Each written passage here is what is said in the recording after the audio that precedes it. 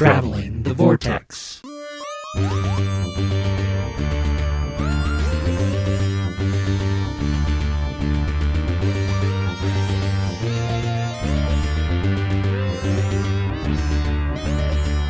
We've joined Sara Kingdom and the SSS team as they fight Daleks and save the universe. In episode 439, I'm Keith. I'm Sean. I'm Glenn. How are you guys? Pretty good. Team SSS? Team SSS. Team SSS. You guys have a good week? It was kind of a short time between recording. Yeah, well, I feel like I just saw you guys. it was a short time between this last Several week's recordings. episode getting out and recording this one. Plus the TARDIS sauce we did in the meantime, in the middle. And, Yeah, we did. Lots of recording lately. We have. Did you guys do anything fun in the short spat between recordings? What have I done? We finished Good Omens. Oh, what'd you finally. think? Yeah, it was good. I really enjoyed it. How'd you feel about the changes? There's not a lot. No. The end has some tweaks, and actually, it kind of broadens how the book kind of leaves everything. They have a huge epilogue that's not in the book. Yes and no. Crowley and Aziraphale. Yeah, yes and no. That's what they think the only thing that really expanded on, but they peppered it in through the rest of the epilogue stuff really well. That it's not like they just dropped it in there, you know. Yeah, I would agree. So because Yeah. they had, They had the other epilogue stuff. yeah, exactly. Too. Yeah. So, but yeah, I was very pleased, and I was glad they were able to kind of expound on the relationship between the two by doing that. So, Did you see what I meant about how they handled when he was in her body? yeah. Well, and That's how I imagined it when I read it, but then again, I read it after it happens. well, after I saw that's it, exactly so. how I remembered it too. But there seemed to be a good chunk of time where he occupied her, whereas this one kind of felt like they truncated it a little bit. So I don't know how much of it's that or how much of it was just better paced. well, he also jumps to a bunch of other bodies first before he goes to her. That's so. true. It just seemed like the seance there is was a a little lot of longer in the times book, too. throughout most of the book where they step away from the two entities for a long time, where they don't do that with the series. So that's what I mean true. by better paced. That's true. It was definitely better balanced. Yeah. I think that's it. I didn't really watch anything else. I downloaded both Aquaman and Shazam, but I haven't got around to watch them yet. So You haven't seen Aquaman? I thought you had. Downloaded from your iTunes account. Mm-hmm. Yeah, I own them. I just haven't watched them yet. And now you physically downloaded them. Yes, now I have them downloaded to be ready to watch. I thought maybe we should clarify just so that... Oh, yeah, no, I did not pirate them. Oh, okay, that's where that's where I was going with that, Glenn. Thanks. I always download stuff to my computer to have it on the drive, so it's not having to stream because we have the network issues at my house. And so if I download it, then it can be anywhere in the house and have no problem watching it. If I'm trying to stream it from iTunes, sometimes it goes wonky. So Gotcha. So it's Glenn's equivalency of going to the store and buying the disc and then putting the disc by the Blu-ray player. Exactly. That's exactly what it is. It's the first two steps in watching something. That is exactly what it is. You could just go to the store and buy a disc and put it next to the Blu-ray player, but You you're a didn't cloud have to, guy. you didn't have to go anywhere to do that. You're a cloud guy. I'm half cloud. I mean, I'm a cloud sporter, but I do buy some physical. There's some things I have to have on physical media. And the cloud. Well, and when you can buy a movie for fairly cheap and not when you're not sure you're going to like it, it kind of helps. Yeah, that's As true. opposed to spending all the money on the physical copy. That's true. We didn't watch anything. We went and saw Lion King. How is it? Eh. Is it better than Aladdin? Is it better than Jungle Book? No, it's not better than Jungle Book. Jungle Book's still... Is it better than Maleficent? Yeah. I don't think Remember who you're talking to here. we don't have time for me to go into all the things that are better than Maleficent. kicks in the shins. That's better than Maleficent.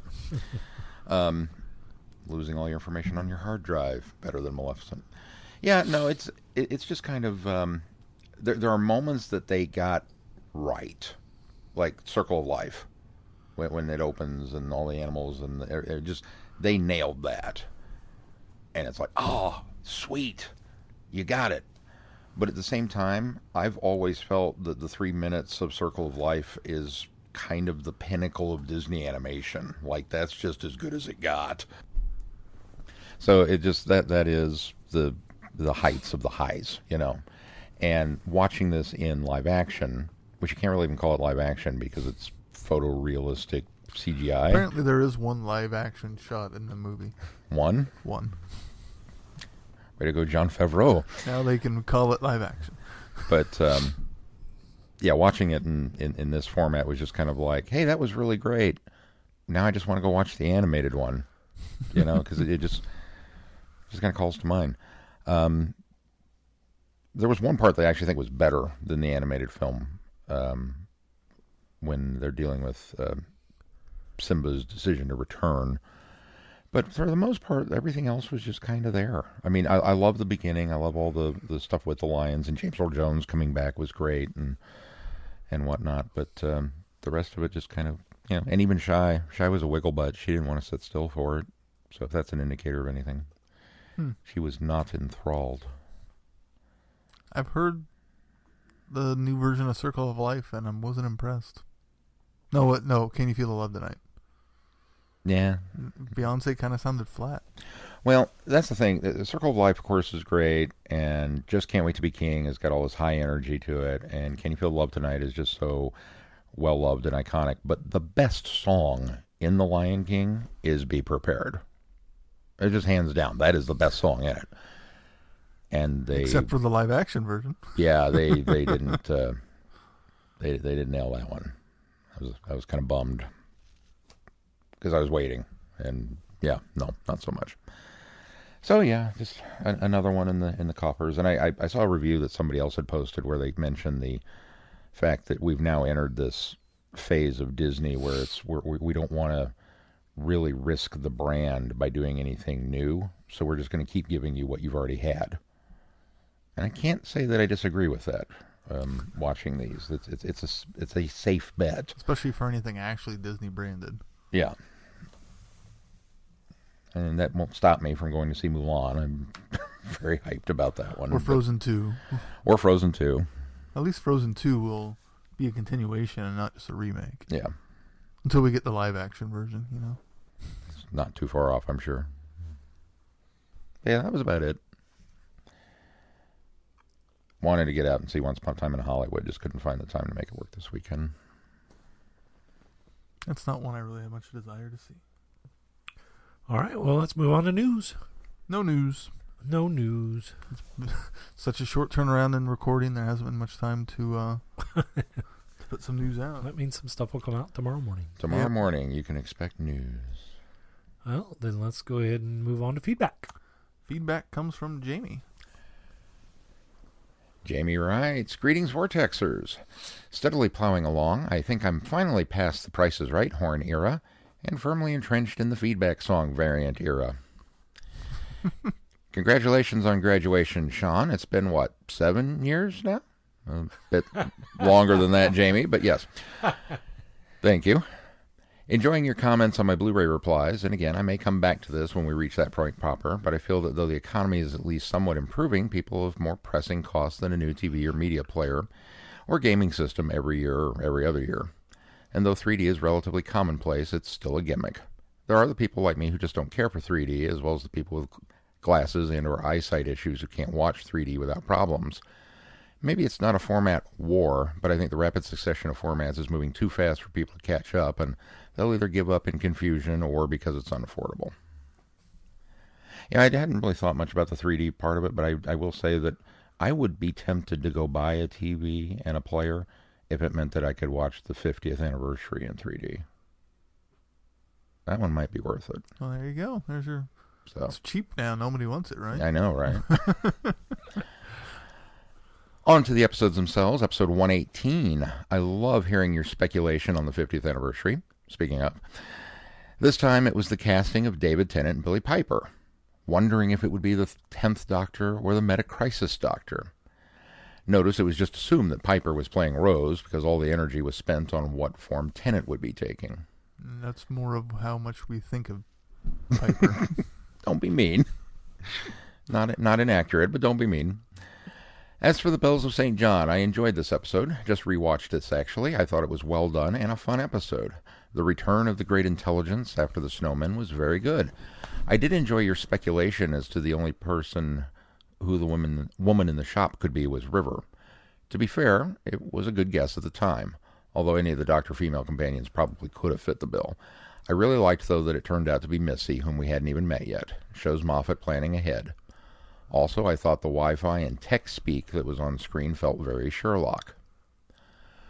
Moving on then, episode 119.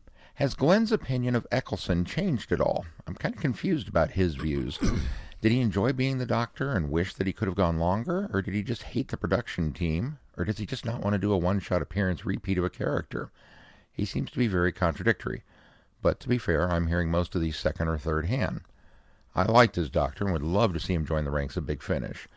Enjoyed your Planet Comic-Con coverage and interview with Daphne Ashbrook. Let me catch that back up real quick. I think if I recall right, at the time when they announced that, I was frustrated because he was being very obstinate about, no, I'm not coming back, no. And he was being, because he was burned so badly by the production, and understandably so. I love Christopher Eccleston. I love the guy. I think that he did a fantastic job as the Doctor. The thing is, he's been one of those guys that's been very mopey about his lot in life. And, you know, the G.I. Joe not going anywhere and him being behind makeup the whole time, only to turn around and take the role of the Dark Elf in Malekith? In Thor, and then getting criticized for that role as well. And so that's where I was at that point. I was really kind of angry at the fact that he was pretty much dumping on fandom, and he was dumping on Doctor Who just because he had some bad experiences. And I think that's why I was frustrated. I still absolutely love his Doctor. I think he's great. And yes, 100% I'd like to see him come back. And in my book, as a person, he's made a lot of strides away from that brooding and mopiness that he had. The fact that he's doing for a while. conventions now. Yeah, in fact, he's doing conventions now. Part of that may be the fact that he's not able to do much else.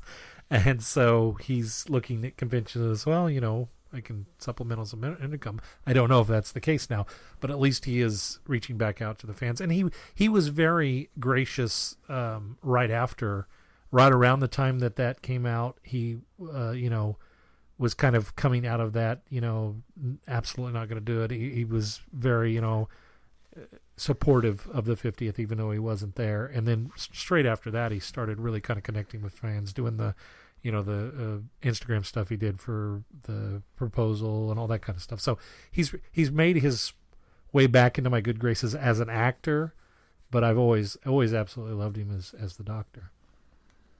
I suspect, and I think we may have talked about this at one point, that he's going to go on the Tom Baker circuit.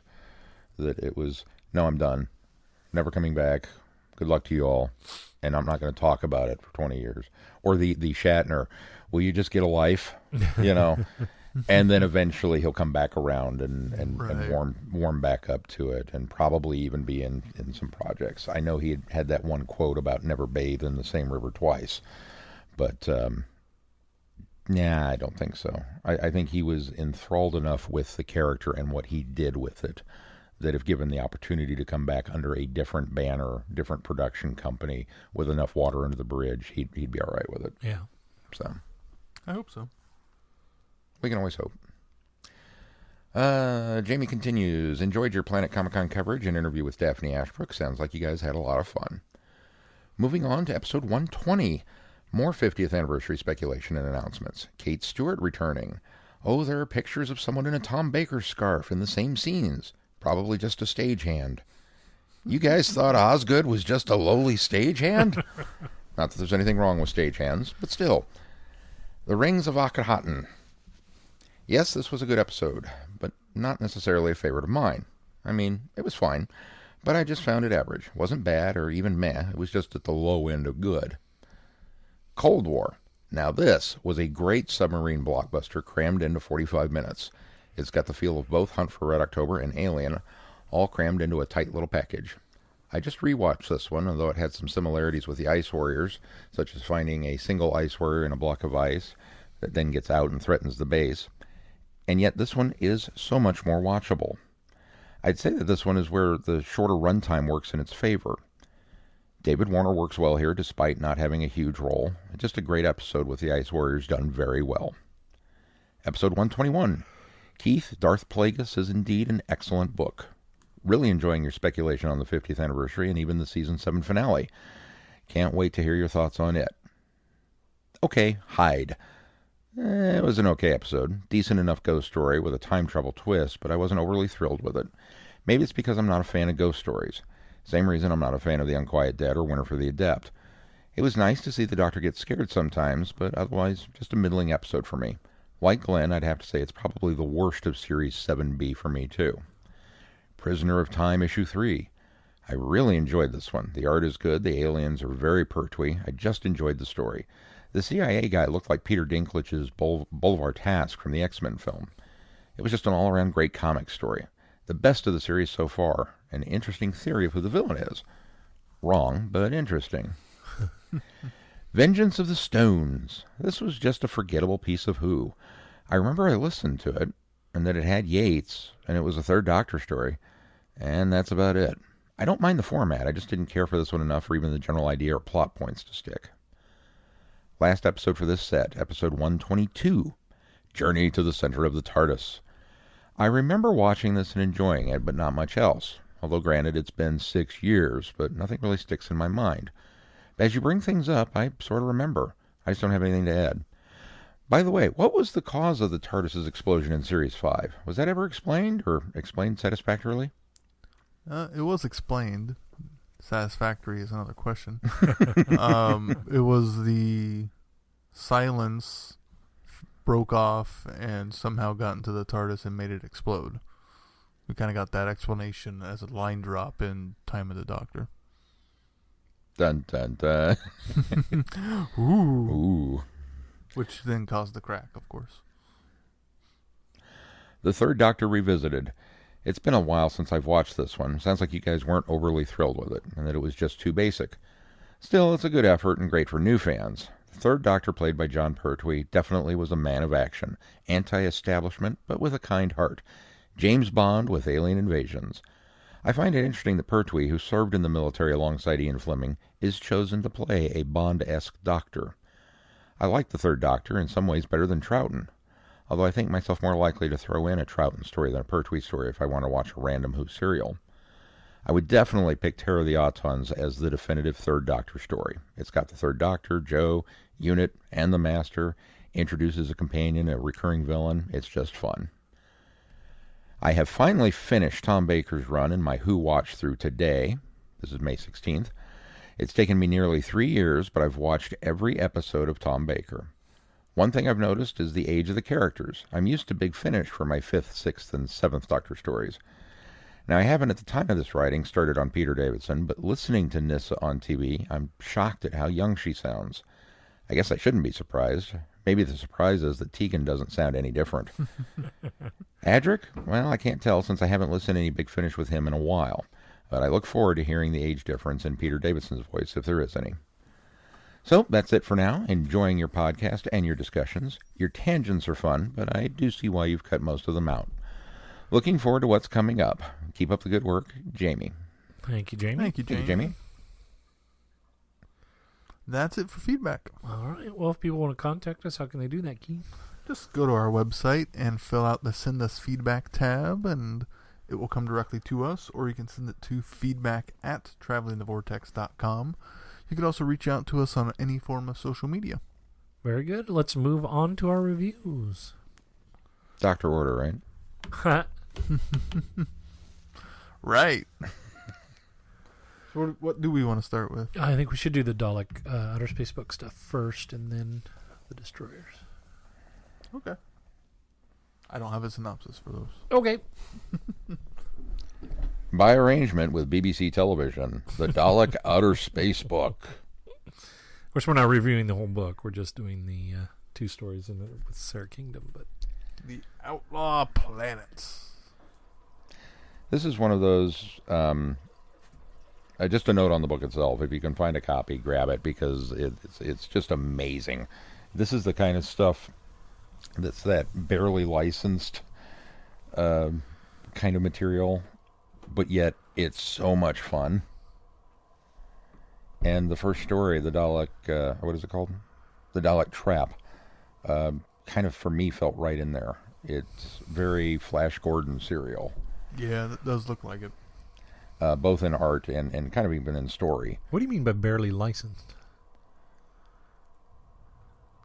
Well, because it's The Daleks are licensed, but there's no. yeah, Doctor it's Who kind of a aspect sideline to it. project, you know. Oh, It's a okay. sidestep. I see. Sidestep. I of just say canon. it's completely licensed by Terry Nation, who Yeah. own the Daleks. Well, and that's one of the interesting things about it is you can very much see the Terry Nation. I'm going to get this sci-fi show off the ground by hook or by crook that deals with the SSS, and we've got a comic tie-in, and yeah, Daleks, we're going to ride that wave all the way to the bank, baby. And yet it's not quite there. When was this published? Do you know? 1966. All right, so this was really early on.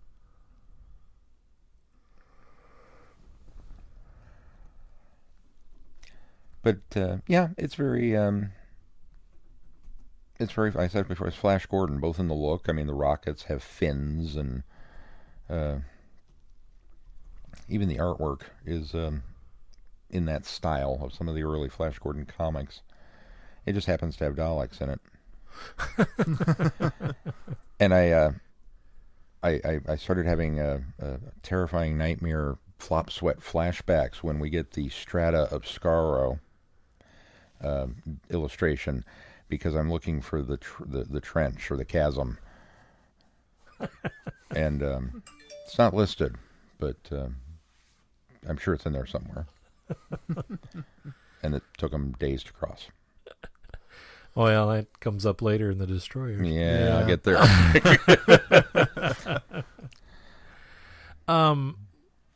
This book's right up my alley.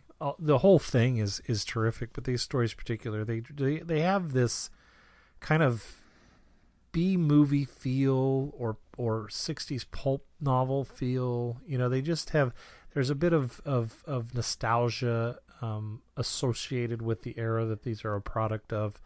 And I really, really like that. I like the even the device of, we're going to tell you a story specifically in comic form, and it happens in the short story forms as well, but we're going to tell you a story in, we're going to give you a lot of detail of what's going on here.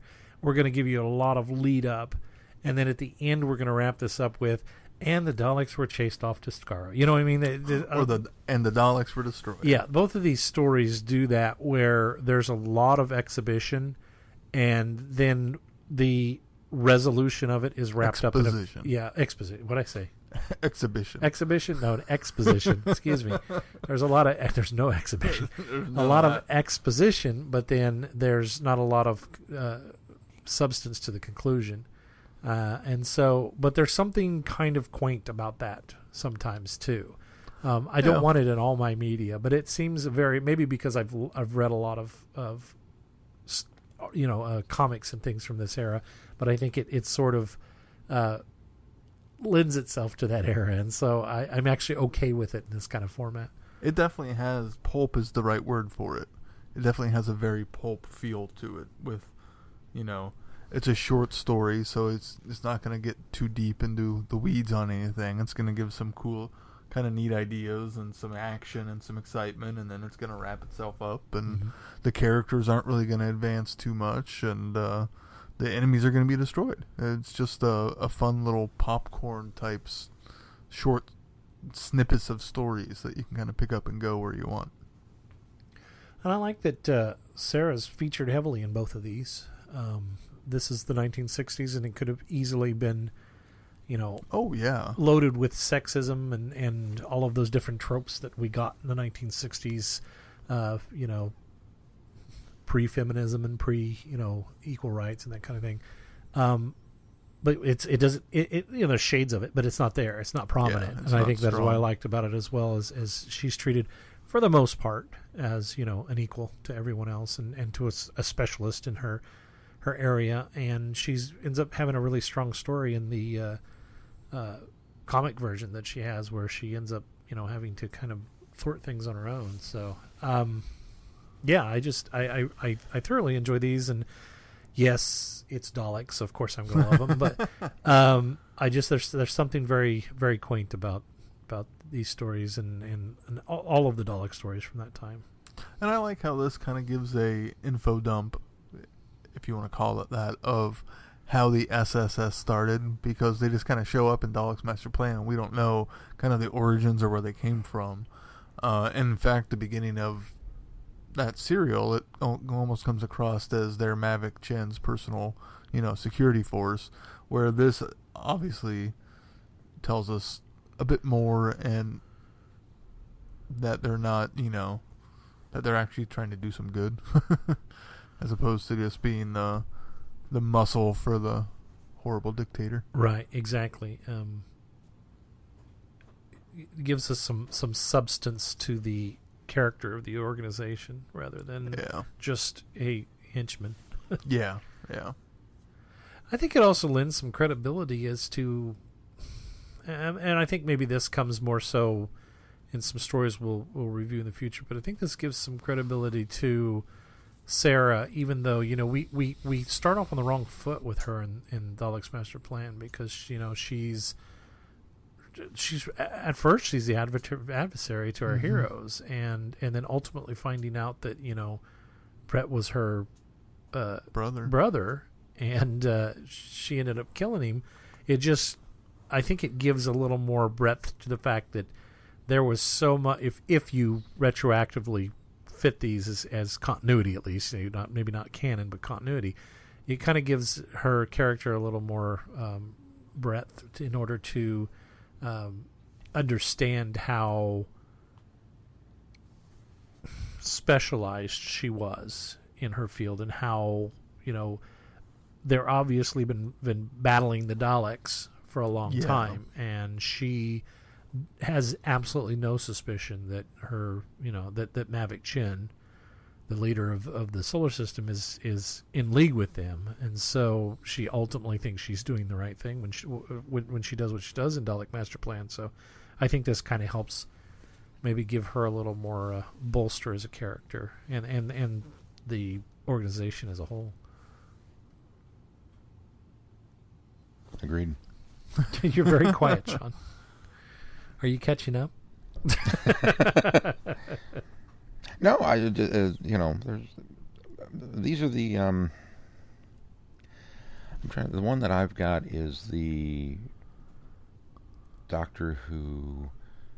It's not the yearbook. It's called something else, Travels in Time or something, and it's kind of a similar format where it's spread over the first 6 Doctors, because that was the time frame it came out in.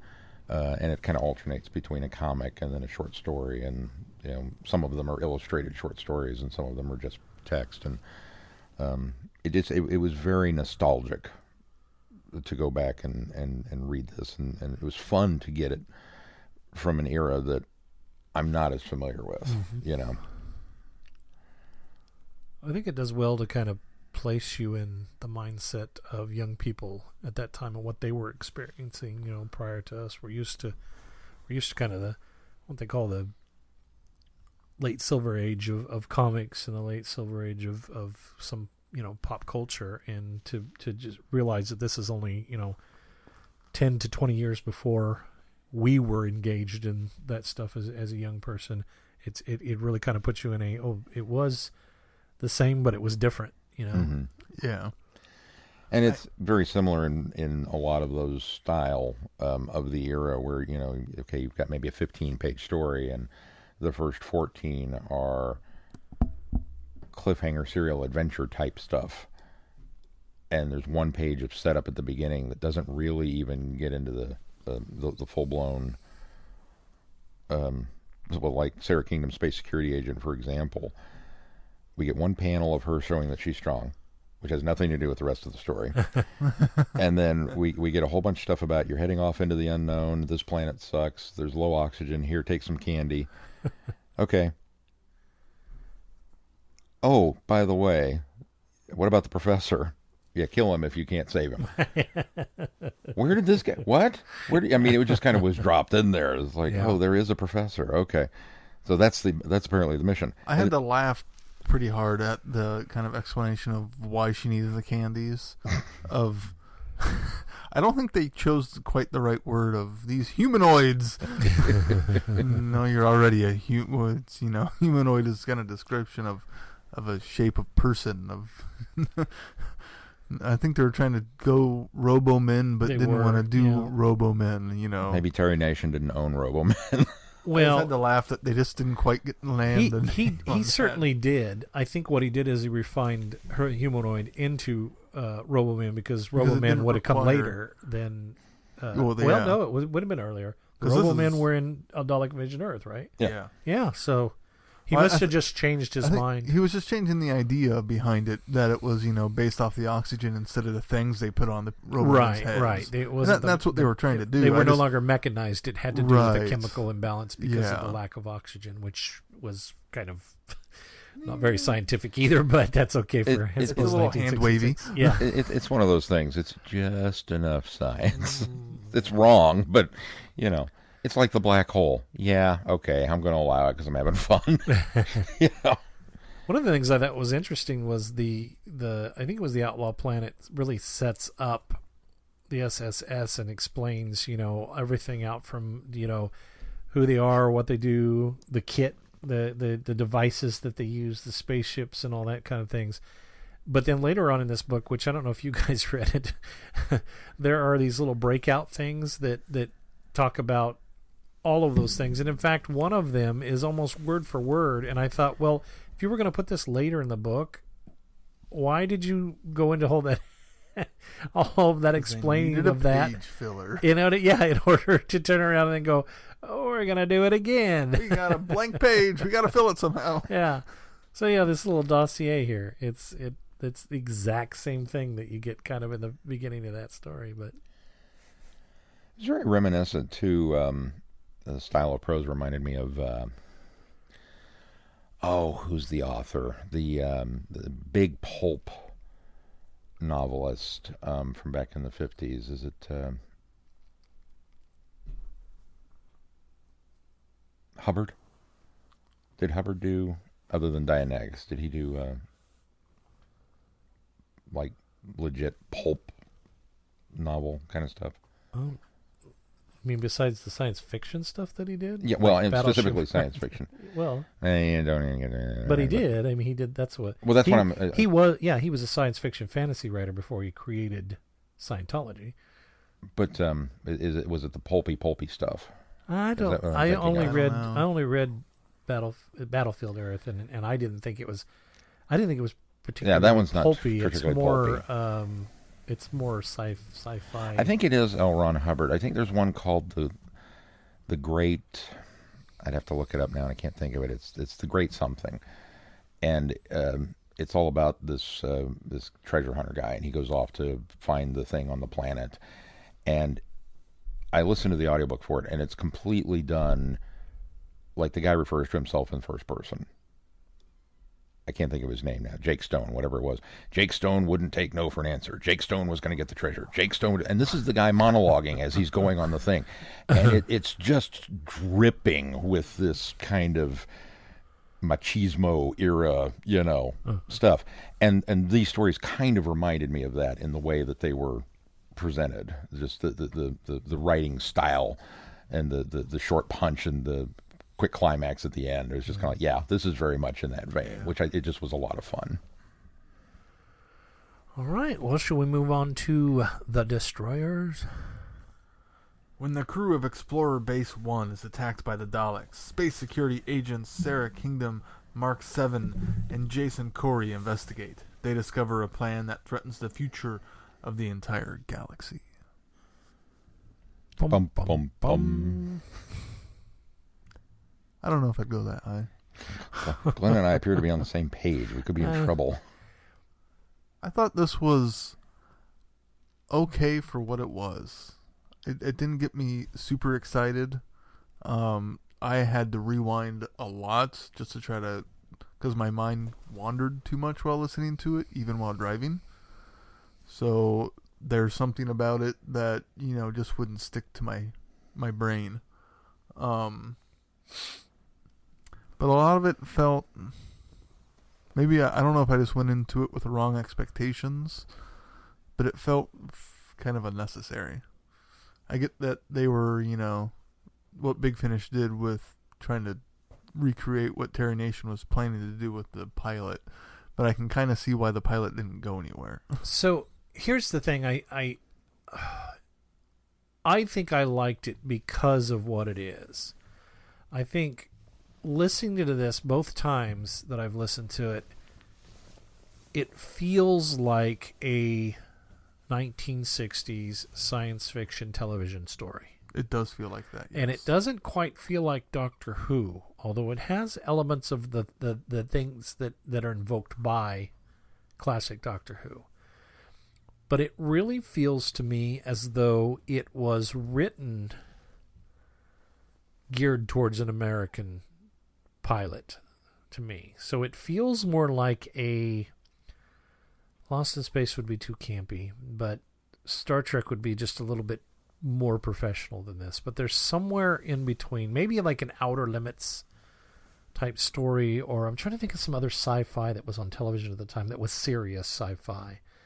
It feels on that level. Maybe even some TV dramas that they were doing in the U.S. at the time. Voyage to the Bottom of the Sea, maybe. Yeah, maybe that. Because it's not quite as campy as the other Irwin Allen stuff. Right. And so I think that it lands there, and it wasn't until my second time through that it occurred to me that the reason it feels so much like a television show in my head, an episode from a television show or a pilot in my head, is because I suspect when Jean Marsh is doing the linking narrations, she's reading from the script. These are script directions. This is literally you're hearing what this script would have been, and perhaps maybe a few script notes. And I think ultimately the reason why they do that is because you really couldn't mess with this when you're adapting a story and saying written by Terry Nation, because it really is. I mean, that's how they branded this thing. Mm-hmm. This was a lost episode. So it really kind of feels like you're getting script notes and script, the descriptions within the script verbatim as this is, playing out, so that you can ultimately say, yeah, this whole thing was written by Terry Nation. We didn't take any liberties. And I think that's why that it really, in my head, feels like a television episode, because it's written in that format. Now, I think that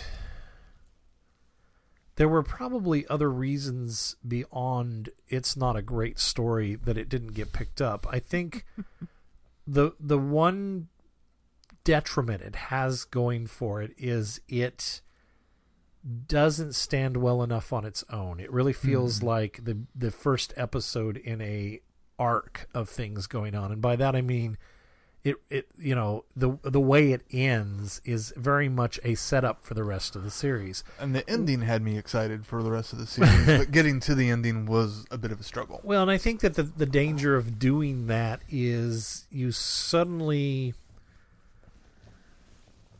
you become a bit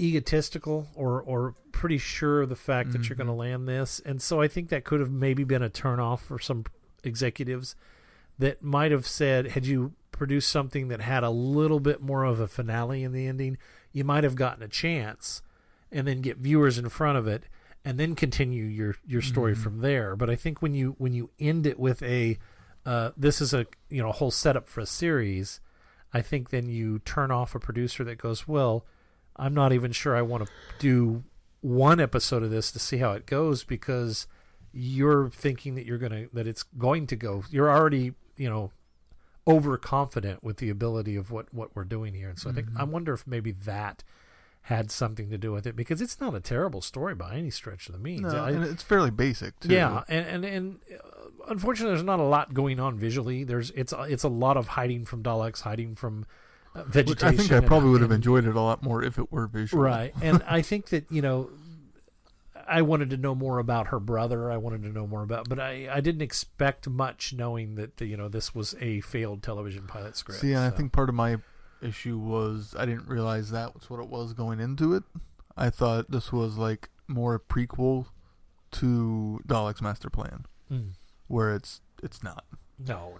Because part of my other issue with the story is Sarah seems so different from the character we know in Dalek's Master Plan. Yeah, I think she's going to have to go through some heavy stuff in order to get her to that point. Yeah, I think because she's so concerned about her brother, and then she turns around and kills her other brother without a blink of an eye, and then later gets remorseful after about it. I think that's the problem with this. You really can't link the two. You really can't. They really exist in their own universe. And the reason they do is because this was shopped around for a network that was never meant to tie into Doctor Who whatsoever. This was to capitalize on the popularity of the Daleks and launch them in the U.S. And I think that they're two different characters, and I think Nation knew he was doing that when he was going off with his characters to establish another series somewhere.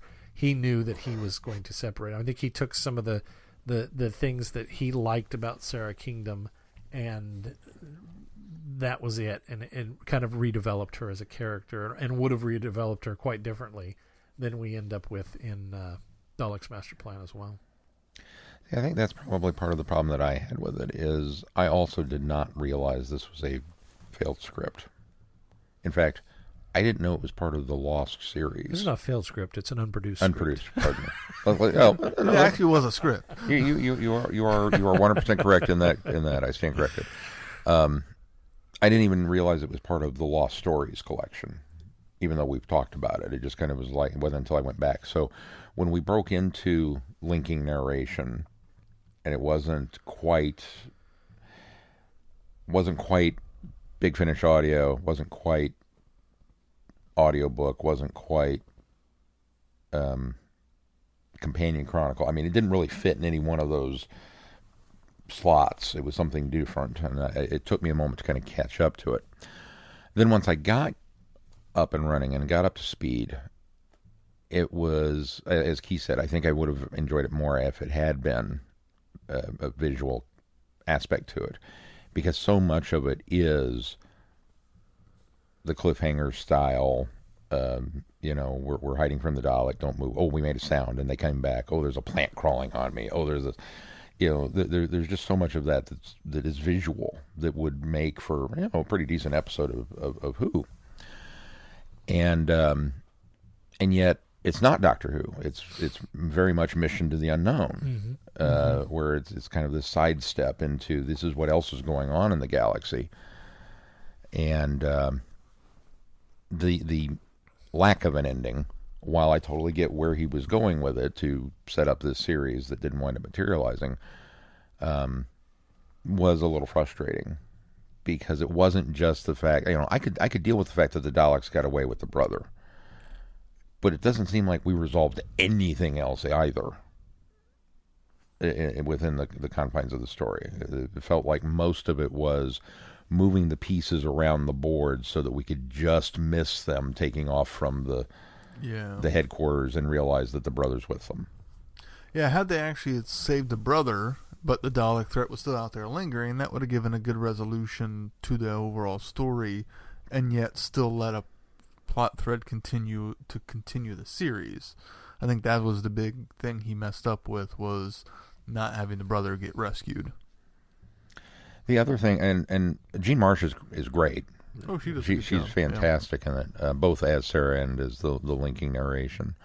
But I think for me, the other thing that kind of stuck there a little bit is, like you said, it's not our Sara Kingdom. It's this kind of pseudo Sara Kingdom that's the stand-in, and it didn't.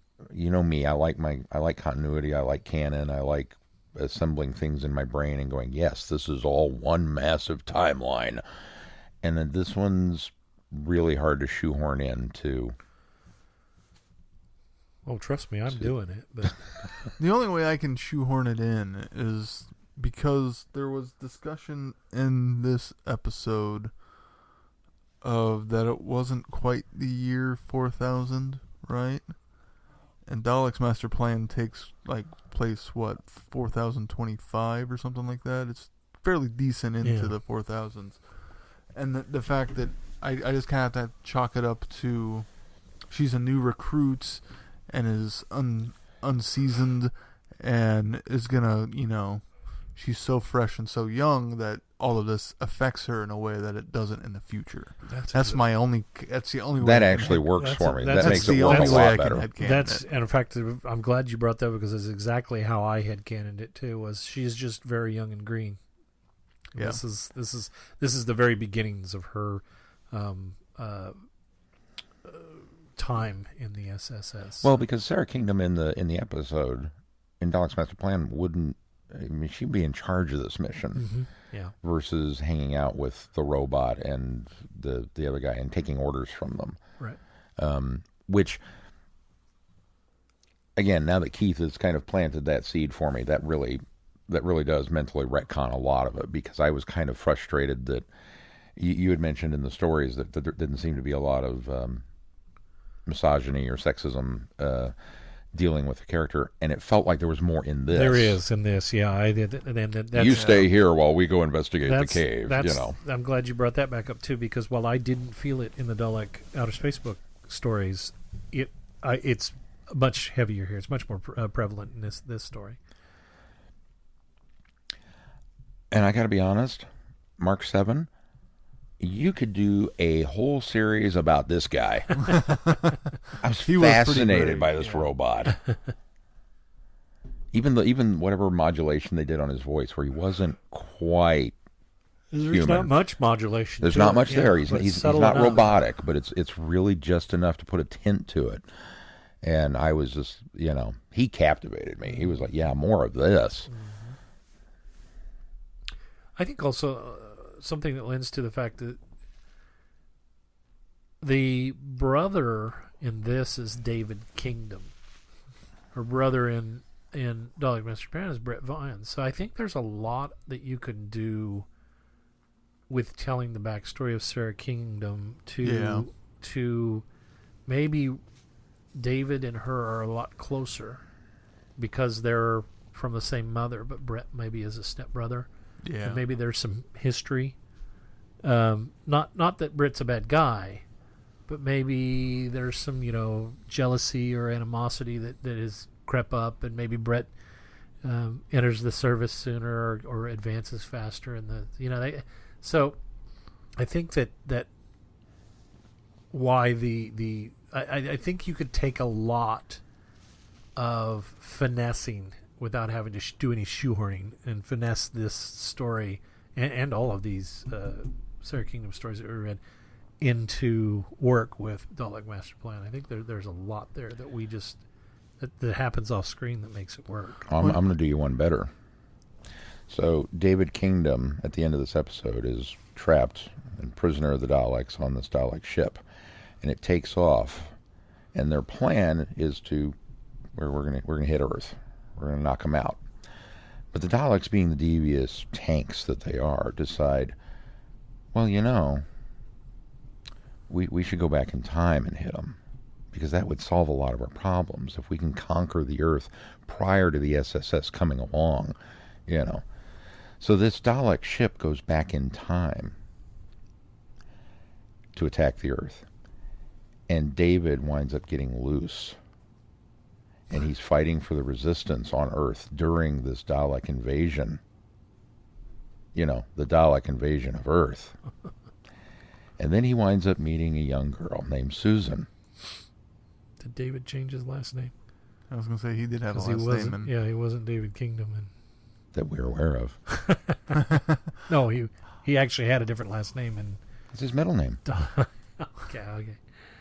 I was just going to go with, they don't ever actually rescue David, and the Daleks kill him, and that's part of why she's, she starts closing off her heart because of that, and has such a hatred for the Daleks, even more so because they killed her brother. Yeah.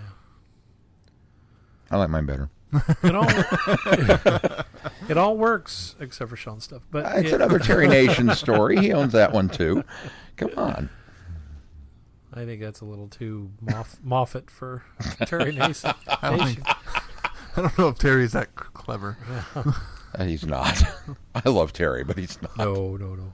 It's always the same plot over and over. Terry's pretty straightforward with his stuff. So, anything else you guys want to talk about? Yeah, let's talk about that damn chasm.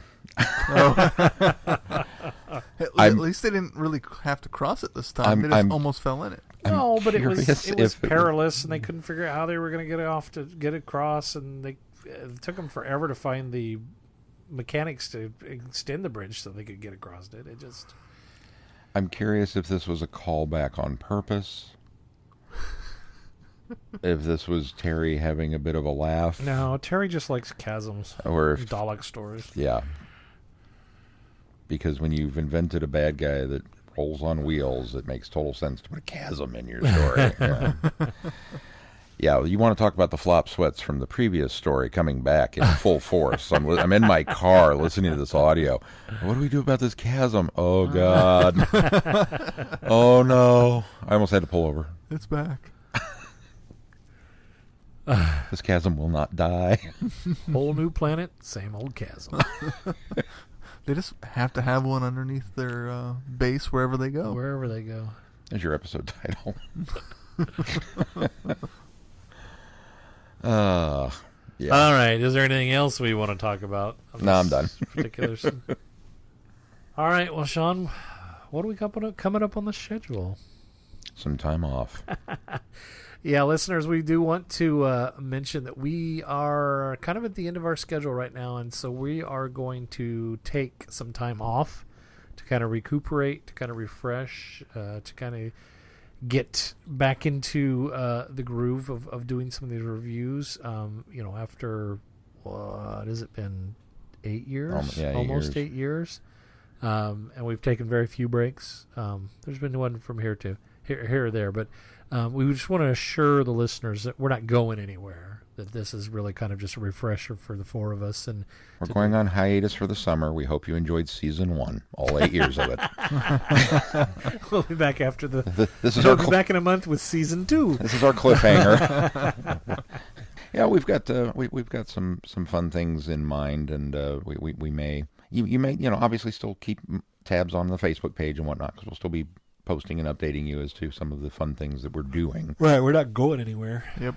There just won't be a new episode for a little bit. Yep. All right. Well, is there anything else we need to touch on this week before we close out this show for a brief break? And I suppose for those of you that do like to follow along at home, yes, I will post a new schedule once we are back in the swing. That'll kind of tell you what's coming up and some of the things that we've got. I was going to say that'll probably come up before. That'll happen even before we come back. Yeah. So watch this space. All right, well, if that's going to do it for this time, until next time, I'm Glenn. I'm Sean. And I'm Keith. Cheers. Good night, everybody. Be seeing ya. Beware the chasm.